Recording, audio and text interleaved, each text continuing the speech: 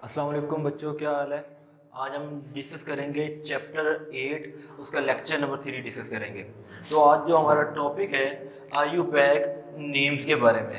आज हमारा टॉपिक का नेम्स क्या है, आईयूपैक नेम्स के बारे में। तो सबसे पहले हम डिस्कस करेंगे उसकी हिस्ट्री के बारे में, डिस्कस करेंगे कि आईयूपैक के पीछे क्या हिस्ट्री है, कि ये किस तरह सिस्टम सारा शुरू हुआ था किसी भी कंपाउंड को नाम देने का। तो फर्स्ट ऑफ ऑल पहला जो हमारे पास यहाँ पर पॉइंट आएगा वो है 1889 में। इसमें क्या किया था, इंटरनेशनल केमिकल कांग्रेस थी, उसने क्या किया था, solution for naming organic compound. Organic compound को जो नेम दिए जाते थे उसका एक सोल्यूशन प्रोवाइड किया था। जैसे मैंने लास्ट टाइम आप लोगों के साथ लेक्चर में डिस्कस किया था, हमने कॉमन और ट्रिवियल नेम डिस्कस किया था, उसमें काफ़ी ज़्यादा लिमिटेशन थी, वो कॉम्प्लेक्स कंपाउंड को एक्सप्लेन नहीं कर पाया था। तो इस वजह से क्या किया था, उसका एक सोल्यूशन प्रोवाइड किया गया था 1889 में। नेक्स्ट पॉइंट है 1892। अब देखिए इसमें कुछ ना कुछ उसका सोल्यूशन प्रोवाइड किया गया था और उस सोल्यूशन की कोई रिपोर्ट बनाई गई थी। This report was accepted in Geneva, but इस रिपोर्ट में भी कुछ ना कुछ लिमिटेशन थी, इनकम्प्लीट थी। तो फर्दर इसके ऊपर वर्क किया गया 1930 के अंदर। 1913 के अंदर क्या किया था, international union of chemist IUC, international union of chemist gave a modified report. तो जो ऊपर लिमिटेशन रह गई थी उसको फुलफिल करने के लिए एक मॉडिफाइड रिपोर्ट दी गई थी। इस रिपोर्ट को लीग रूल का नाम भी दिया जाता है। नेक्स्ट आगे ये सिलसिला चलता रहा 1947 1973 तक। क्या किया गया, जो ऊपर रिपोर्ट दी थी इंटरनेशनल यूनियन ऑफ केमिस्ट ने, उसको मजीद 12 इसको क्या किया गया, मॉडिफाइड किया गया। और पहले 1947 में किया गया, बाद में क्या किया, किस ईयर में किया गया, 1973 में किया गया, उसके बाद 1993 में भी किया गया, लेकिन हमारे बुक में वो चीज़ डिस्कस नहीं की गई। और इसको मॉडिफाई किसने किया था, इसको मॉडिफाई किया था आईयूपैक ने। आईयूपैक से क्या मुराद है, international union of pure and applied chemistry. तब उन्होंने क्या किया था, इसको मॉडिफाई किया था। आईयूपैक ने क्या किया था, उसने कुछ रूल्स दिए थे, कुछ रूल बनाए थे। उस रूल्स के तहत डिफरेंट किस्म के ऑर्गेनिक कंपाउंड को नाम दिया जाता था। अब आईयूपैक में किस प्रिंसिपल के तहत काम किया गया था, तो क्या था, ईच डिफरेंट कंपाउंड, मतलब हमारे पास जो भी कंपाउंड होगा have different names, her compound का अपना एक अलग-अलग नेम्स होगा। ओके, इसके बाद एक बात हमारी बुक में लिखी हुई है कि तकरीबन हमारी 7 मिलियन ऑर्गेनिक कंपाउंड थे, उनको नाम दिए जा सकते हैं, लेकिन ये बात सिर्फ हमारी बुक में लिखी है 7 मिलियन। 10th की केमिस्ट्री में गालबन आप लोगों ने पढ़ा होगा कि वहाँ पर 10 मिलियन ऑर्गेनिक कंपाउंड लिखे गए, 10 मिलियन, और सुलेमन्स की बुक में तकरीबन 16 मिलियन ऑर्गेनिक कंपाउंड का जिक्र हो चुका है। तो आईयूपैक रूल्स को डिस्कस करने से पहले थोड़ी सी बातें उनका डिस्कस करना जरूरी है। दो बातें यहाँ पर हम लोग डिस्कस करेंगे, classification of carbon and hydrogen को डिस्कस करना जरूरी है। इसके अलावा अल्काइल ग्रुप को डिस्कस करना जरूरी है। तो classification of carbon and hydrogen, इसमें हम लोग क्या क्या चीजें देखेंगे। देखिए इसमें हम लोग कार्बन और हाइड्रोजन की डिग्री बताएंगे, वो प्राइमरी है, वो सेकेंडरी है, वो टर्शियरी है या क्वाटरनरी है। चलिए देख लेते हैं, वन बाय वन इसको एक्सप्लेन करते हैं। तो फर्स्ट ऑफ ऑल हमारे पास क्या आता है, primary carbon atom. Primary carbon atom होता है, इसकी अगर हम डिफाइन करें तो इसमें क्या होता है, जो हमारा कार्बन होता है डायरेक्टली लिंक विद वन और नो कार्बन एटम। एग्जाम्पल के तौर पर हमारे पास कोई कार्बन है,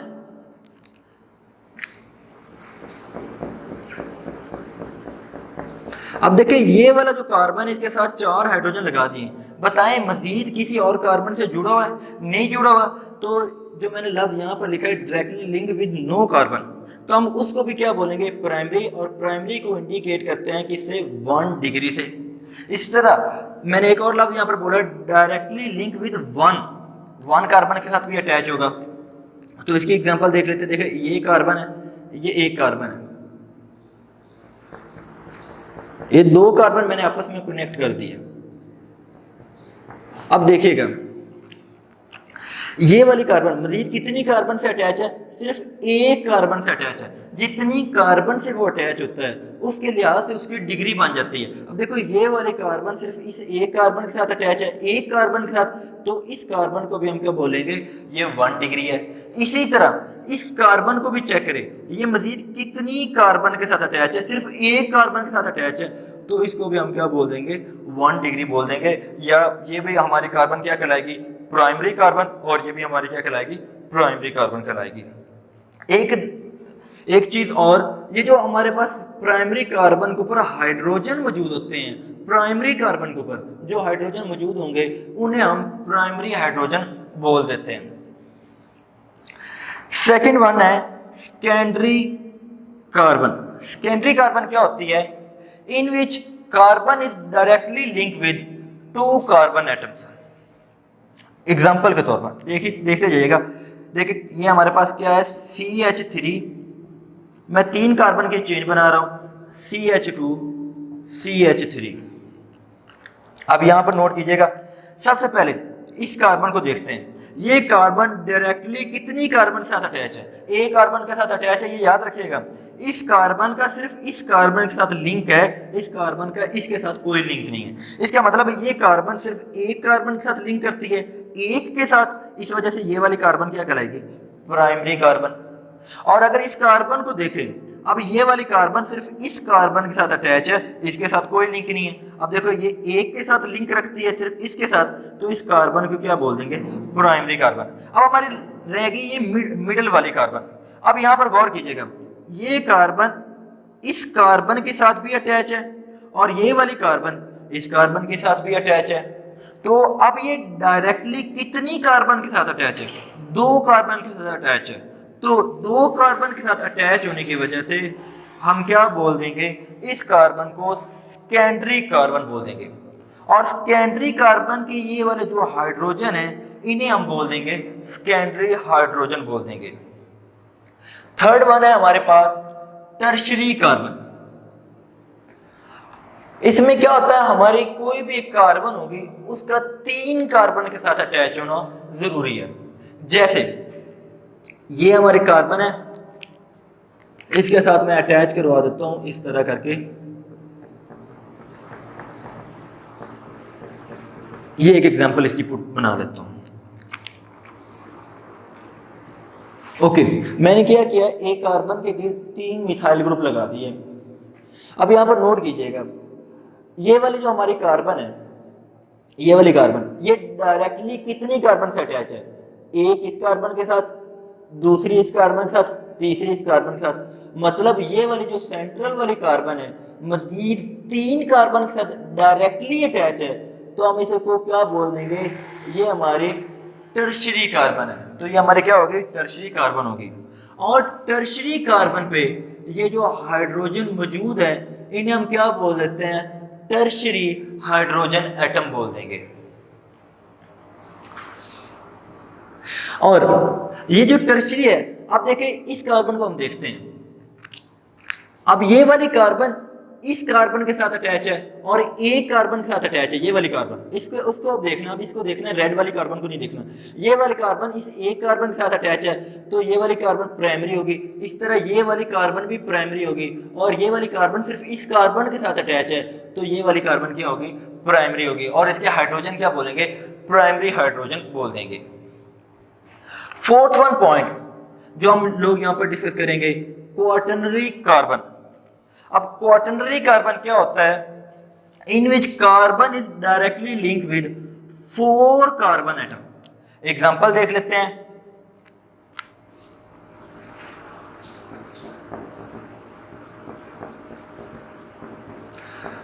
मैंने क्या किया, एक सेंट्रल कार्बन ली और उसके गिर्द क्या कर दिया है, उसके अराउंड मैंने 4 मिथाइल ग्रुप अटैच करवा दिए। अब इस कार्बन को गौर से देखना, ये कितनी कार्बन के साथ डायरेक्टली लिंक है, 1 2 3 4 कार्बन के साथ डायरेक्टली लिंक है। तो जब 4 के साथ ये लिंक करेगी तो इसको हम क्या बोल देंगे, 4 डिग्री कार्बन या क्वाटर्नरी कार्बन बोल देंगे। एक बात याद रखिएगा, प्राइमरी कार्बन का प्राइमरी हाइड्रोजन भी होता है, सेकेंडरी हाइड्रोजन भी होता है, टर्शियरी हाइड्रोजन भी होता है, लेकिन क्वाटरनरी हाइड्रोजन नहीं होता। ये बात याद रखिएगा। नेक्स्ट हमारा जो पॉइंट है जो हम लोग डिस्कस करेंगे बहुत अहम है, अल्काइल ग्रुप क्या होता है। अल्काइल ग्रुप जी याद रखिएगा कि दे आर ऑब्टेन्ड, ये कैसे ऑब्टेन्ड होते हैं, by removing one hydrogen atom from alkane. हमारी कोई भी अल्केन फैमिली होगी, अल्केन फैमिली में से जब हम एक हाइड्रोजन को रिमूव करते हैं वो क्या बन जाता है, हमारा अल्काइल ग्रुप बन जाता है। वो वाला कंपाउंड हमारा क्या कहलाएगा, अल्काइल कहलाएगा। इसकी एग्जांपल भी डिस्कस करते हैं, लेकिन उससे पहले इसका जनरल फार्मूला देखिएगा। इसका जो जनरल फार्मूला होता है वो होता है CnH2n+1 होगा, और इसको हम इंडिकेट या डिनोट किससे करते हैं, R के साथ। R के साथ इसको डिनोट करेंगे। अब आइए हम इसकी एग्जांपल डिस्कस करते हैं। सबसे पहले CH4 सैचुरेटेड हाइड्रोकार्बन है, अल्केन फैमिली से बिलोंग करता है, और ये हमारा क्या कहलाएगा, ये कहलाएगा मीथेन कहलाएगा। मीथेन कहलाएगा, सैचुरेटेड फैमिली है, अल्केन फैमिली से बिलोंग करेगा। अब देखिए मैंने क्या करना है, अब CH4 है, कार्बन के साथ 4 हाइड्रोजन कनेक्टेड है, क्या करूंगा, एक हाइड्रोजन इसकी रिमूव करूंगा। अकॉर्डिंग टू डेफिनेशन जब भी अल्केन फैमिली में से एक हाइड्रोजन रिमूव किया जाता है वो अल्काइल बन जाता है। अब मीथेन क्या है, एक अल्केन फैमिली से बिलोंग करता है, तो मीथेन से ये क्या बन जाएगा, मिथाइल बन जाएगा। इसी तरह नेक्स्ट एग्जांपल है हमारे पास CH3 सिंगल बॉन्ड CH3, इसको हम क्या बोलेंगे, इथेन बोलेंगे, और ये भी सैचुरेटेड है और अल्केन फैमिली से बिलोंग करता है। तो यहां पर हम क्या करेंगे, इसका एक हाइड्रोजन रिमूव कर देते हैं। ये जब एक हाइड्रोजन रिमूव करेंगे तो ये कहलाएगा CH3CH2 तो अब ये इथेन से क्या बोला जाएगा, इसको हम इथेन से इथाइल बोलेंगे। इस तरह देखे methyl, ethyl, propyl, butyl, pentyl, hexyl, ये सिलसिला चलता रहेगा, और इनको ओवरऑल हम क्या बोल देते हैं, अल्काइल फैमिली बोल देते हैं, अल्काइल ग्रुप बोल देते हैं।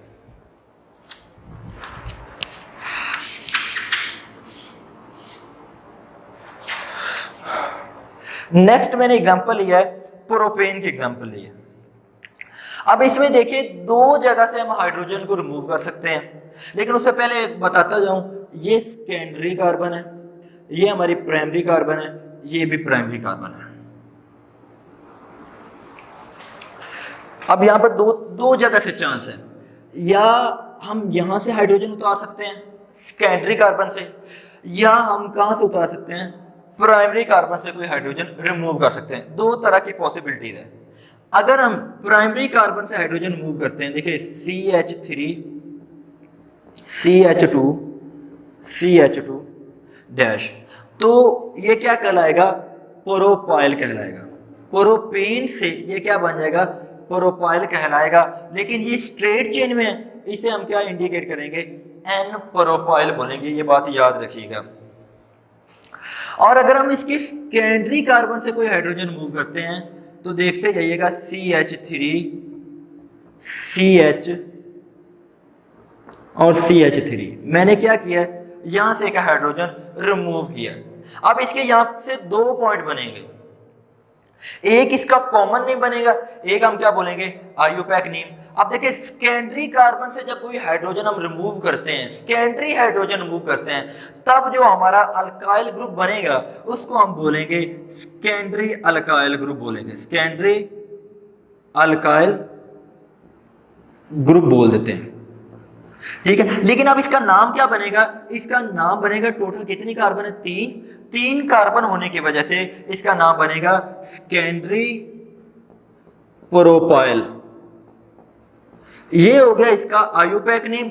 और अगर हम इसका कॉमन नेम डिस्कस करेंगे, इसका कॉमन नेम किस तरह डिस्कस किया जाएगा, इसका कॉमन नेम होगा, जब भी हमारे पास सेकंड कार्बन पे कोई सब्स्टिट्यूएंट आता है तो उसके लिए हम लव यूज करते थे आइसो, तो इसका एक और नाम बनेगा आइसोप्रोपाइल।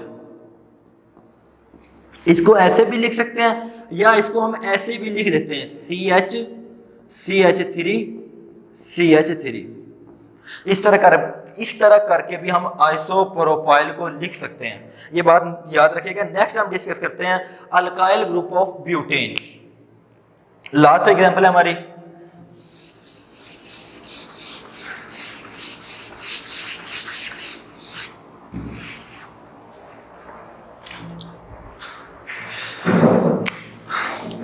सबसे पहले देखिए ब्यूटेन फैमिली लिख रहा हूं, CH3 CH2 CH2 CH3। Butane family में 4 कार्बन होती है, ब्यूट और एन सिंगल बॉन्ड वाले। तो इसके 2 आइसोमर बनेंगे, 2 आइसोमर बनेंगे। एक स्ट्रेट चेन वाला बन सकता है,